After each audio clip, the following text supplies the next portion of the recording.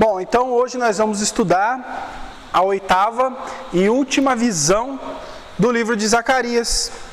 Então, o começo do livro são 8 visões, que como nós vimos, são visões surpreendentes, revelações para o povo de Israel, revelações do povo que saía do cativeiro, que voltava para sua terra, o Senhor com eles ali, dando todo o apoio espiritual para eles, fortalecendo para que eles tivessem coragem, para que eles tivessem força, para que eles não temessem os inimigos, pois eles tinham uma missão muito importante: reconstruir a cidade de Jerusalém, reconstruir o templo e arrumar, consertar os muros que protegiam a cidade. E nós chegamos na última visão deste livro, né? Mas eu queria relembrar com vocês, até para vocês saberem se viram todas as visões, como foram as outras visões, porque daqui para frente não teremos mais visões. Até agora vamos dizer que foi um apocalipse do Velho Testamento. Do capítulo 6 para frente vamos dizer que vai ser um evangelho do Velho Testamento. Para quem diz que o Velho Testamento não prega o Evangelho, esse livro aqui vai surpreender. Ele é muito, muito evangelístico. Então vamos relembrar, vamos colocar lá no capítulo 1, para a gente pegando umas passagens e relembrando de tudo que foram as visões anteriores, porque todas elas têm uma conexão, todas elas têm uma ligação umas com as outras, e elas todas juntas, elas revelam aí qual que é a vontade de Deus, o plano de Deus para o seu povo. Então no capítulo 1 a gente viu a primeira visão, que foram os cavalos, né? Uma comissão de cavaleiros é enviada a espiar a terra, quer dizer, todo ali o Oriente Médio, ali, todo o entorno de Jerusalém. Eles voltam com a notícia de que as nações estavam tranquilas. No versículo 11 a gente vê essa passagem dos cavaleiros que foram comissionados, enviados pelo anjo que nós combinamos e nós concordamos que era nosso Senhor Jesus Cristo. E a resposta deles, depois de ter voltado nessa incursão, é a seguinte: e eles responderam ao anjo do Senhor que estava entre as murtas e disseram: nós já percorremos a terra e eis que toda a terra está tranquila e quieta. Eles passearam pelas nações vizinhas, os inimigos do povo de Deus, e eles estavam tranquilos, eles estavam bem sossegados, né? Mas as aparências enganam, pois a ira do Senhor repousa sobre as nações que oprimiram os judeus. Aqueles que, tanto Babilônia, que destruiu a cidade, derrubou o templo e levou o povo cativo, tanto quanto as nações vizinhas que riram deles, que se alegraram com a sua queda. Então, a ira de Deus repousa sobre eles. Então aqui está a primeira visão, os cavalos não temam as nações vizinhas, não temam os seus inimigos, pois eles estão se regozijando, eles estão alegres, eles estão felizes, mas a minha ira repousa sobre eles. E a gente vê isso no versículo 15. E com grande indignação estou irado contra os gentios em descanso, porque eu estava pouco indignado, mas eles agravaram o mal. Deus já estava indignado com toda a idolatria e maldade deles, mas eles conseguiram perturbar ainda mais o Senhor, e o Senhor ainda mais indignado estava com eles. Esta é a primeira visão. No capítulo 1 ainda nós vimos a segunda visão: 4 chifres e 4 ferreiros. Eu até queria ver aqui, na minha tradução fala 4 carpinteiros, mas tem tradução que fala 4 ferreiros, 4 trabalhadores, né? Então na segunda visão, 4 chifres e 4 carpinteiros, os destruidores de Jerusalém serão destruídos. Então, na primeira visão, o Senhor manda o seu exército passear numa excursão sobre as terras vizinhas, e eles estão tranquilos. E a segunda visão diz que os destruidores de Jerusalém, eles serão destruídos. Isso é uma mensagem de ânimo para o povo, que temia os seus inimigos e que via que toda a maldade que eles praticavam não tinha um julgamento, não tinha um juízo. Mas Deus promete que eles serão destruídos. Vamos ver isso no versículo 21 do capítulo 1. Então eu disse, quem vê estes fazer? Que vem estes fazer? E ele falou dizendo, estes são os chifres que dispersaram a Judá, de maneira que ninguém pôde levantar a sua cabeça. Estes, pois, vieram para os amedrontarem, para derrubarem os chifres dos gentios que levantaram o seu poder contra a terra de Judá, para a espalharem. Então esses carpinteiros ou ferreiros tinham a missão de derrubar os chifres, ou seria, o chifre representa um poder, um governo, para derrubar estes governantes que oprimiram o povo de Deus. A terceira visão, no capítulo 2, o que nós vemos? Jerusalém é medida. Nós vemos um anjo com uma grande corda para medir Jerusalém. Segurança perfeita de uma cidade sem muros. Então, ele foi para medir, mas o anjo falou para ele, não precisa medir, porque Jerusalém, as suas medidas vão além dos muros físicos ou das fronteiras determinadas pelos homens. Jerusalém será uma cidade habitada por muitos, por uma nação incontável. Essa era a vontade de Deus, né? Versículo 5 do capítulo 2. Pois eu, diz o Senhor, serei para ela um muro de fogo em redor, e para a glória estarei no meio dela. Então Deus promete para eles, eu habitarei em Jerusalém, e eu serei um muro de proteção. Vocês estão com os muros da cidade derrubados, vocês estão desprotegidos fisicamente, mas eu, o Senhor, serei um muro de fogo. Quem pode atravessar um muro de fogo? Ninguém, nem hoje. Imagina naquela época. Então Deus promete a eles que estaria entre eles, entre o seu povo, e que Ele mesmo seria o muro que ia protegê-los dos inimigos. Quarta visão, já no capítulo 3, nós vimos o sacerdote Josué sendo nomeado para esse cargo, e Satanás é silenciado. Satanás tenta acusar Josué para desmerecê-lo em sua missão como sumo sacerdote, mas é calado e repreendido pelo Senhor, no versículo 2. Versículo 2. Mas o Senhor disse a Satanás, o Senhor te repreenda, ó Satanás. Sim, o Senhor que escolheu a Jerusalém te repreenda. Não é este um tição tirado do fogo? E o que nós vimos? Satanás aparece para mostrar os defeitos de Josué, para tentar desmerecê-lo para o cargo de sumo sacerdote. Mas o que Deus diz, que nós vimos naquela mensagem, não é esse um tição tirado do fogo, não é esse um carvão que ardia em chamas e eu mesmo coloquei a minha mão e o tirei do fogo. Você acha que eu vou jogá-lo de volta? E o que a gente vê? Josué é aprovado pelo Senhor e coroado como sumo sacerdote. É retirado as vestes sujas e é colocado nele vestes limpas, e ele está apto para o trabalho como sumo sacerdote. Quinta visão, o candelabro de ouro entre as duas oliveiras.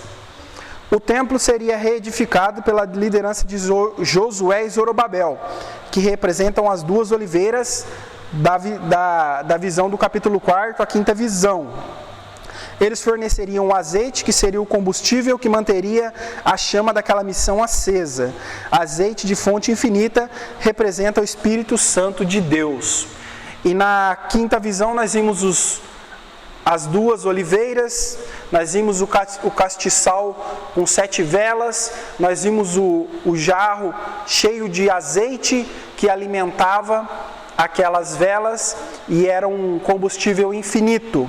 E nós vimos que a representação disso era, cada oliveira representava um líder, Josué e Zorobabel, líder político, líder religioso, e eles eram as oliveiras, e o azeite era infinito, porque o azeite era tirado diretamente da oliveira, e esse azeite representa o Espírito Santo, que o Espírito Santo seria esse azeite que não deixaria a chama do templo se apagar, ou seja, o Espírito Santo estaria no templo com o seu povo, naquela época, fortalecendo para a reconstrução, que é uma analogia ao Espírito Santo hoje no templo que somos nós, que é o nosso combustível para a nossa fé. Muito bem. Aí nós vimos a sexta visão no capítulo 5, que foi semana passada. O rolo voador, o rolo voante. O rolo voador representando a lei de Deus, que vem para destruir os que permanecessem no pecado, depois da reconstrução de Jerusalém, versículo 5. E saiu o anjo que falava comigo e disse-me: levanta agora os teus olhos e vê. Eu acho que eu me confundi aqui. O rolo, versículo 3, na verdade.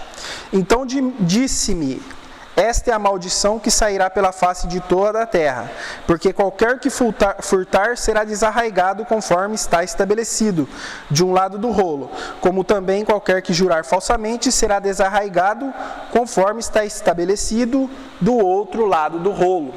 Então, no decorrer das visões, Deus promete a destruição dos inimigos.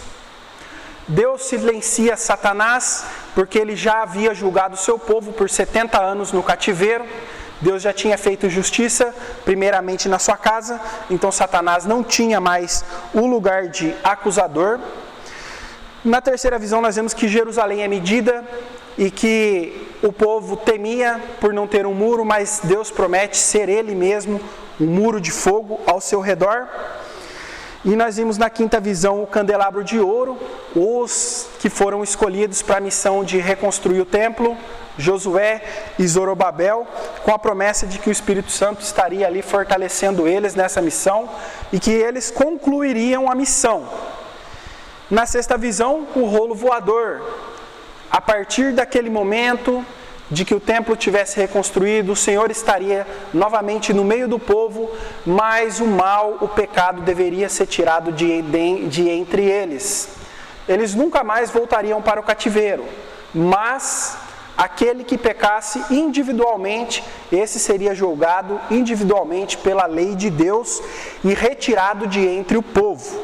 E a sétima visão, a mulher e o Efa, ou a mulher e o cesto que nós vimos, o pecado, a maldade ou a perversidade são personificados na figura de uma mulher e banido de Jerusalém. Porém, essa perversidade, ainda que presa, permanece na Babilônia, onde lhe é construído um templo e é adorada, nos versículos 10 e 11 do capítulo 5. Então eu disse ao anjo que falava comigo: para onde levam elas o Efa? E ele me disse: para lhe edificarem uma casa na terra de Sinar, e estando ela acabada, ele será posto ali na sua base. Todas essas visões. E essa última representa o quê? A maldade que Deus tiraria do meio do seu povo. E essa maldade foi selada e guardada lá na Babilônia, onde seria construído um templo, e essa perversidade ela seria adorada pelos povos. E agora a gente chega na oitava visão, a última visão deste livro, que são os 4 carros. Agora a gente entra com todo esse contexto. É importante a gente relembrar essas visões anteriores, porque todas elas são uma única mensagem de Deus, uma única mensagem para o seu povo: que eles voltem, que eles reconstruam o templo e a cidade, que eles não temam os inimigos, que eles não pensem que Deus é injusto, porque Ele vai trazer julgamento, Ele vai trazer destruição para os perversos, para os maus, que Deus habitará no meio deles, que Deus governará sobre eles, que o Espírito Santo estaria com eles, os guiando, e que o mal deveria ser retirado do meio do povo. Depois deles terem todo esse contexto, na última visão, é o que nós vamos estudar hoje, no capítulo 6. Os 4 carros e os 2 montes de bronze. Vamos lá. Vamos fazer a primeira leitura somente no versículo 1. E outra vez levantei os meus olhos e vi, e eis que 4 carros saíam dentre 2 montes, e estes montes eram de bronze. 4 carros, né? Não são os carros que a gente tem hoje, né? Ninguém imaginou isso, né? São carros de guerra, são vamos dizer, carroças puxadas por cavalos. E ver 4 carros quer dizer uma demonstração de poder de guerra, né? O que a gente vê nos países hoje aí, por exemplo, quando a Coreia do Norte ameaçava o Japão, né? O que ela fez? Ela fez uma grande passeata lá no país deles, mostrando seus aviões de guerra, seus tanques de guerra, os seus soldados e também seus mísseis, as suas bombas. Isso foi para intimidação. E eles ameaçavam o Japão. Até que Donald Trump, o que era presidente dos Estados Unidos até então, colocou o seu maior e melhor e mais moderno porta-aviões próximo à Coreia do Norte. Aí quando o ditador Kim Jong-un viu, ele parou com a gracinha. Acabou a brincadeira. Então essa visão aqui é no mesmo sentido. Deus mostrando 4 carros. Ele está mostrando o quê? O seu poder de guerra, o seu exército, né? Então esses carros saem para a batalha, saem para guerrear. E eles saem do quê? De 2 montes de bronze. É difícil interpretar. Eu tentei interpretar sem ajuda, primeiramente. Fiquei muito tempo tentando entender, mas eu tive que procurar ajuda. É muito difícil. Os 2 montes representam 2 montes que existem na vida real, né? E eles estão aonde? Estão em Jerusalém. Monte Sião e Monte das Oliveiras, entre os quais as nações serão julgadas, que é conhecido, né, como o Vale de Josafá, ou alguns chamam hoje de Armagedon. A grande batalha, a batalha final.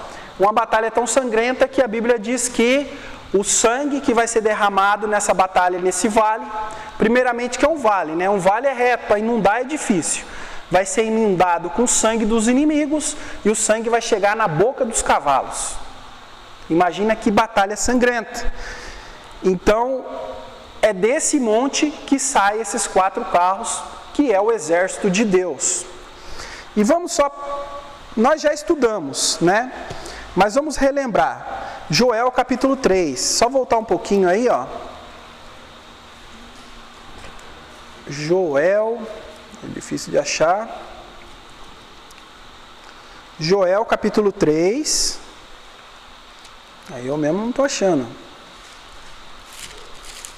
Você quer um pouquinho para trás aí, ó. É um livro tão pequeno. Joel fala deste vale, né? O vale de Josafá. Aí, ó, tá depois de Oséias. Fala do vale de Josafá.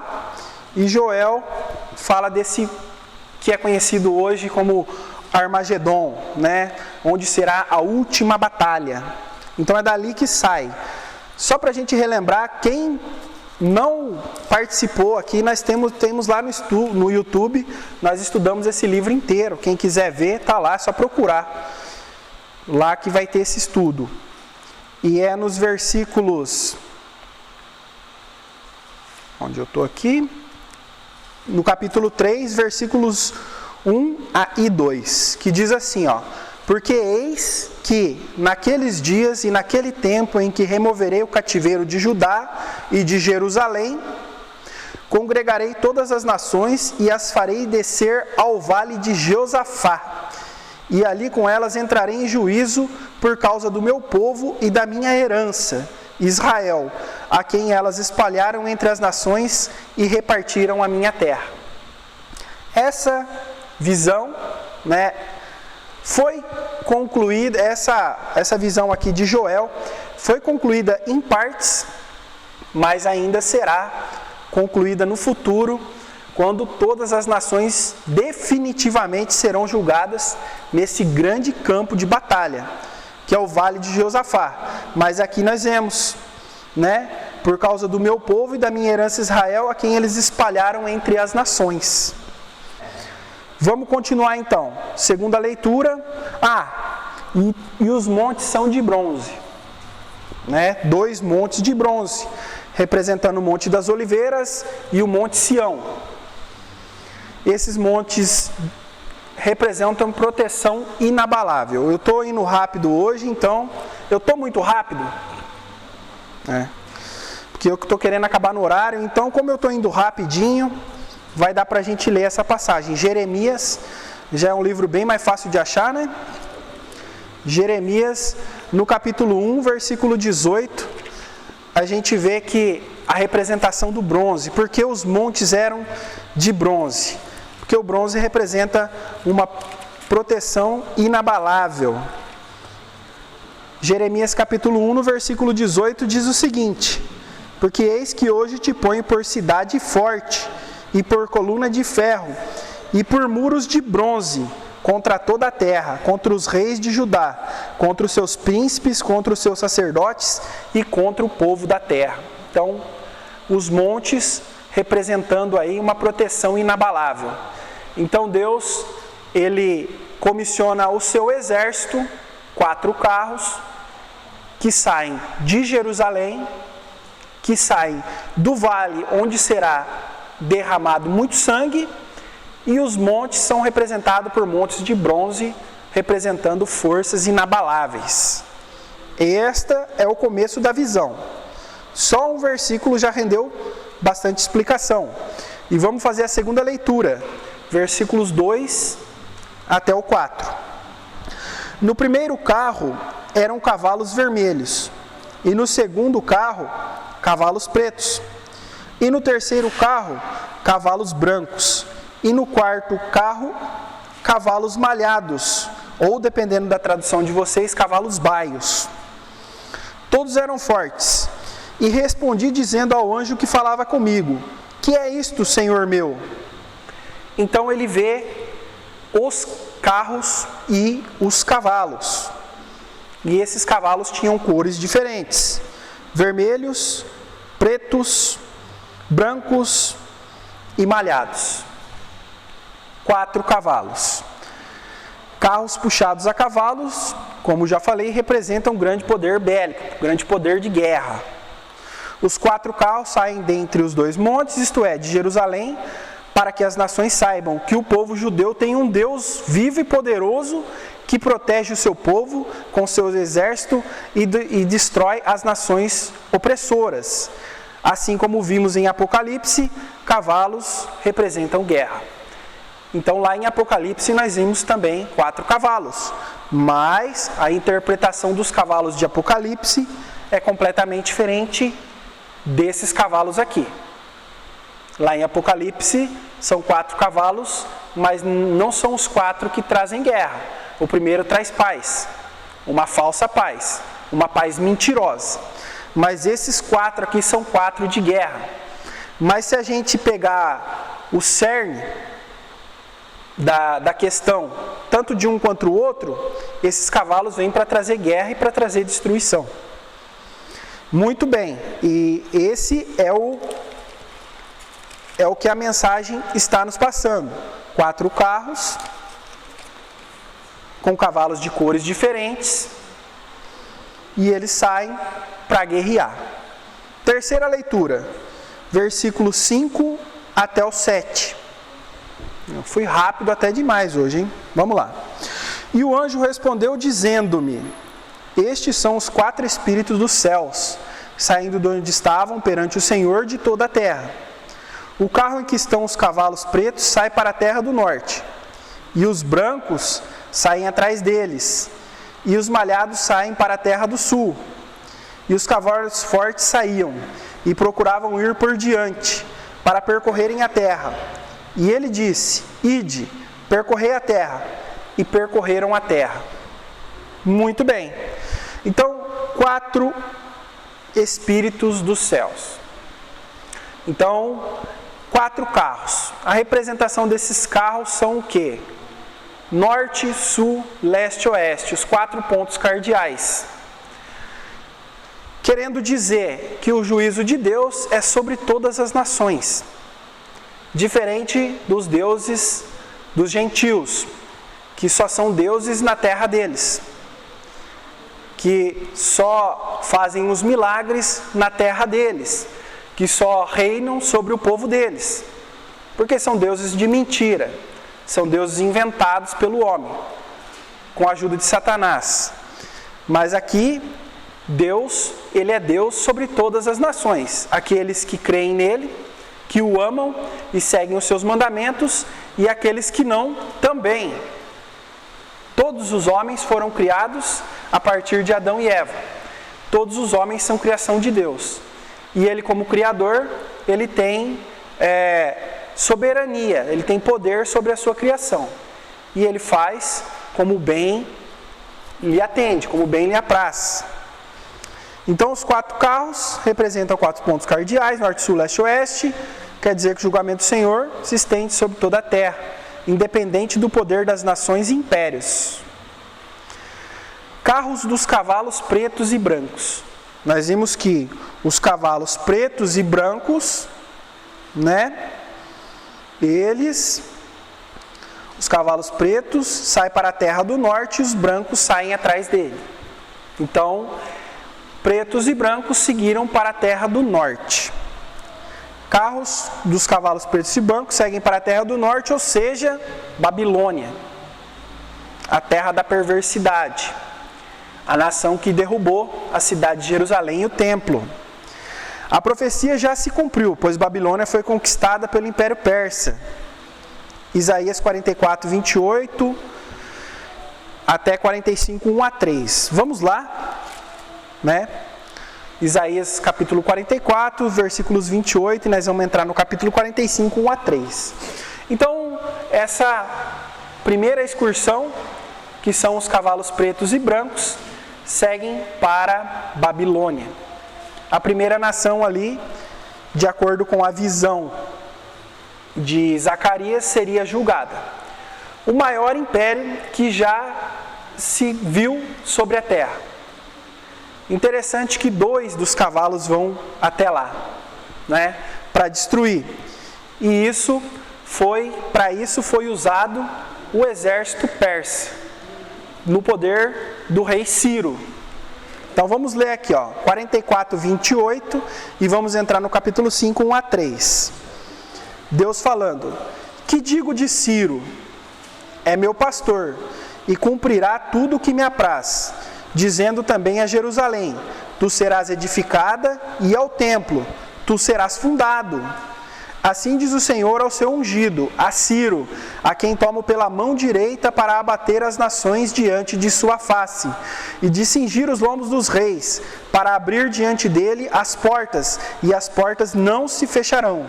E eu irei adiante de ti e endireitarei os caminhos tortuosos, quebrarei as portas de bronze e despedaçarei os ferrolhos de ferro.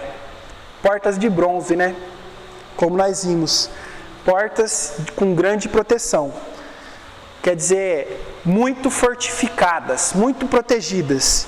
Mas Deus promete a Ciro que ele iria adiante quebrando as portas de bronze e que ninguém o impediria de conquistar o maior império que já esteve nessa terra durante todos os tempos. Acho que só o império que vai ser maior que o babilônio vai ser o dia do anticristo. E Deus iria à frente. E Deus chama ele de pastor. Uma grande mensagem podemos tirar daqui. Deus falando que é meu pastor e cumprirá a minha vontade. Mas Ciro, como sabemos, foi um rei pagão. Foi um rei que adorava os deuses estranhos. Mas Deus o usou para quebrar o grande e poderoso império babilônio. Deus usa a quem quer. Ele tem poder sobre tudo. Quando vemos os maus fazendo as suas perversidades, acreditamos ou pensamos às vezes que Deus não tem poder sobre eles. Mas Deus é soberano sobre todos, até mesmo sobre a natureza, os animais, o espaço, as estrelas. Deus tem poder ilimitado. E Deus usa Ciro, um rei pagão, para destruir, para destronar o grande império babilônio. Muito bem. Então os carros com os cavalos pretos e brancos seguem nessa guerra, nessa batalha, para destruir Babilônia. E diz o seguinte também, no versículo 7, voltando lá em Zacarias 6. E os no versículo 6 também, na segunda metade. E os brancos saem atrás deles, e os malhados saem para a terra do sul. Os pretos e brancos foram para o norte, os malhados para o sul. Qual império eles foram procurar? Qual império eles foram julgar e destruir? A mando de Deus. O império que estava no sul, o Egito. Então, o juízo também foi sobre o Egito. O Egito, nessa época, também estava conquistado pela Babilônia. Ele era um império, ele não deixou de ser o Egito, mas ele era serviçal da Babilônia. E o Egito foi uma das nações que se alegraram ao ver a destruição de Jerusalém, ao ver a destruição do templo. Isso nós vimos em Ezequiel, acho que tem 3 ou 4 capítulos dedicados somente a falar sobre o julgamento do Egito. Então os cavalos baios, ou marrom avermelhado, segue para a terra do sul, ou seja, o Egito. Apenas um carro é enviado a esta nação, visto que fora conquistado por vários impérios. Todos os impérios que apareceram conquistaram o Egito. A Síria, Babilônia, a Pérsia, a Grécia, Roma, até mesmo os impérios, os países, que nós temos hoje também já conquistaram o Egito, como foi o caso da Inglaterra, que também conquistou o Egito. Em 1922 é que o Egito passou a ser uma nação independente. Foi a nação que escravizou o povo de Deus, que quis massacrar o povo de Deus. E Moisés foi usado para libertar. Veja que Egito passou por milênios sendo conquistado pelas nações, construía seu império, era derrubado, construía a sua força e ela era quebrada. Foi a primeira nação que escravizou o povo de Deus. E hoje nós vemos as nações contra o povo de Deus, contra Israel e também contra a igreja. A gente percebe que o cristianismo, a aversão ao cristianismo, está cada vez pior. Na primeira pregação nós falamos da questão das Olimpíadas. O que nós vimos lá, quem se recorda, uma blasfêmia contra o cristianismo, eles fizeram lá. E agora, pouco tempo atrás, fizeram outra. Fizeram uma passeata com a deusa Lilith, que está na Bíblia, uma deusa pagã. Fizeram uma estátua dela e passaram fazendo aí uma passeata aí com aquilo lá, dizendo que é arte. E nós sabemos que é nada mais, nada menos do que zombaria, Pena por eles, zombando do povo de Deus, zombando de Deus, primeiramente, não acreditam que o julgamento vem de Deus e que Deus não deixa os pecados impunes, que Deus julga e pune toda a maldade. Muito bem. Voltando em Zacarias capítulo 6, nós vimos que cavalos pretos e brancos vão para a Babilônia. Nós vimos que o carro com cavalos baios vai para o sul, para o Egito, mas aqui o texto não fala nada sobre os cavalos vermelhos. E eu procurei o dia todo uma interpretação para onde foram os cavalos vermelhos aqui dessa visão. A Bíblia não fala. E eu procurei em vários lugares e tentei, e alguns estudiosos da Bíblia, teólogos, eles tentam dizer que a tradução foi feita errada, que o manuscrito original estava manchado e que na verdade esses cavalos foram para o leste. Outros falam que esse cavalo foram para o sul também, porque quando fala cavalos fortes, se mudar um pouquinho a letra ali no hebraico vai vai dizer que eles foram para o sul, mas tudo isso é especulação e forçar o entendimento aqui, forçar a revelação. Na verdade, o que nós sabemos é que... Obrigado, irmão, estava atrapalhando. O que nós sabemos é que não fala para onde foram esses cavalos vermelhos, né? Muitos tentam forçar interpretações, como eu falei, querendo dizer que as palavras foram trocadas ou trocam letras para formar outras palavras, mas o que é certo é que a palavra de Deus nada fala sobre o destino desse carro.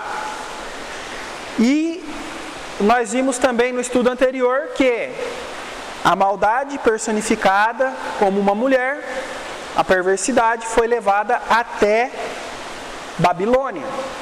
E a Bíblia não falou também mais para onde foi, o que aconteceu com esse cesto, com essa mulher que estava dentro do cesto, que foi construída uma casa para ela lá na Babilônia. Também não fala.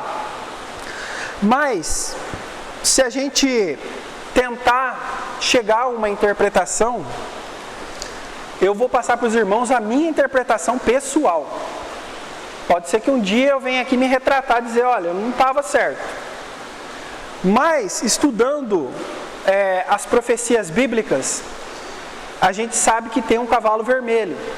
E que esse cavalo vermelho representa a guerra. Nós vimos lá em Apocalipse. E esses cavalos aqui são vermelhos e são cavalos de guerra. E eles estavam no vale, que é onde acontece uma grande guerra. E os outros carros que estavam com eles saíram para guerrear e para derrubar as nações, né?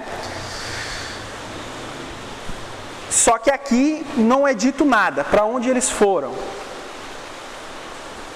Na minha interpretação, na minha visão pessoal, no que eu acho, no que eu penso, né?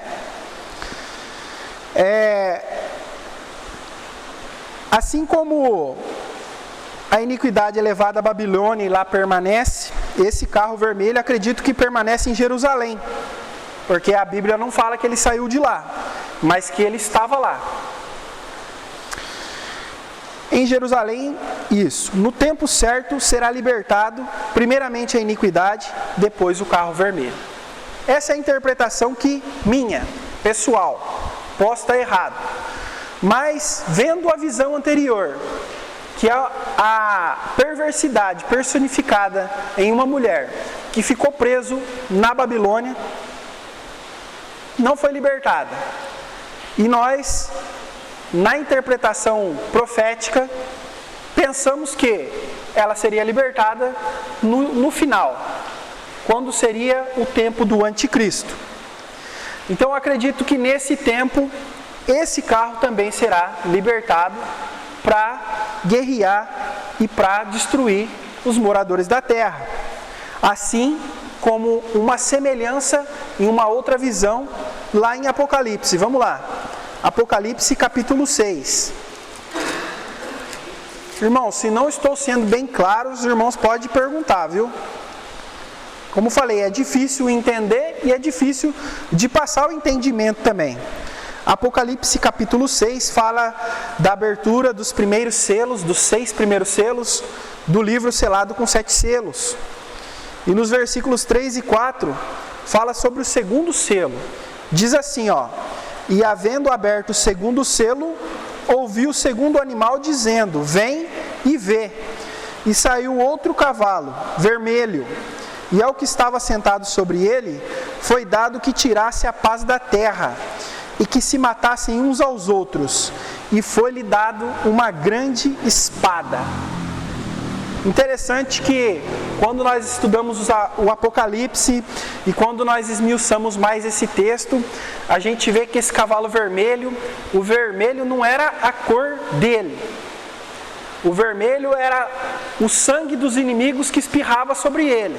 Ele ficou vermelho de sangue. De tanta gente que esse cavalo aqui matou.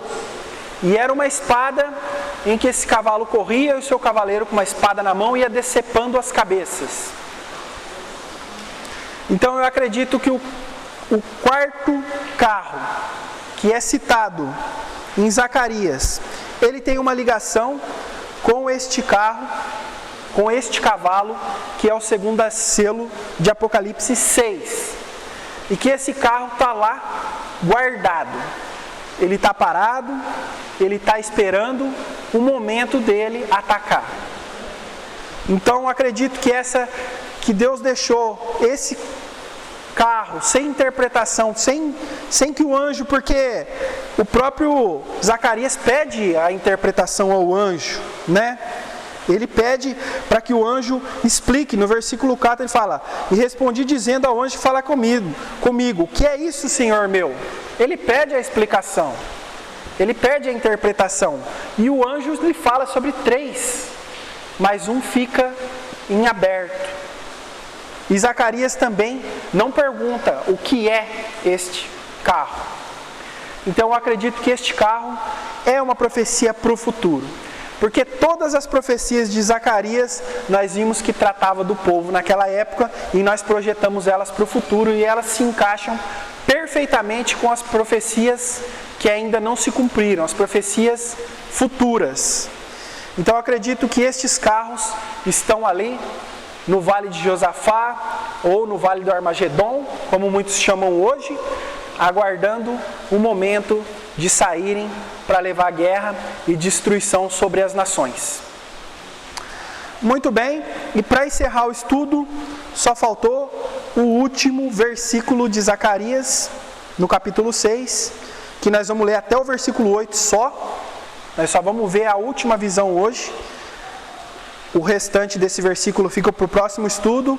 Diz assim: e chamou-me e falou-me dizendo: eis que aqueles que saíram para a terra do norte fizeram repousar o meu espírito na terra do norte.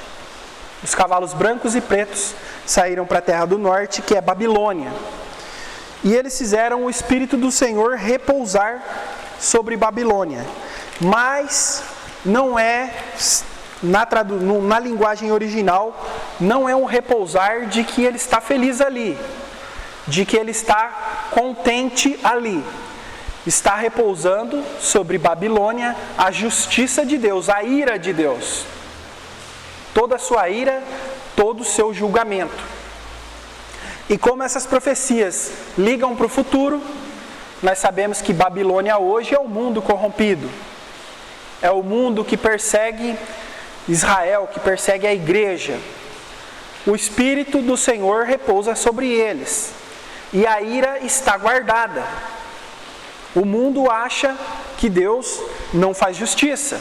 O mundo pergunta se Deus existe, porque existem assassinatos, homicídios, crimes hediondos, porque Deus tem o seu carro de guerra guardado e ele está reservado para juízo. E existe um momento em que Deus fará justiça.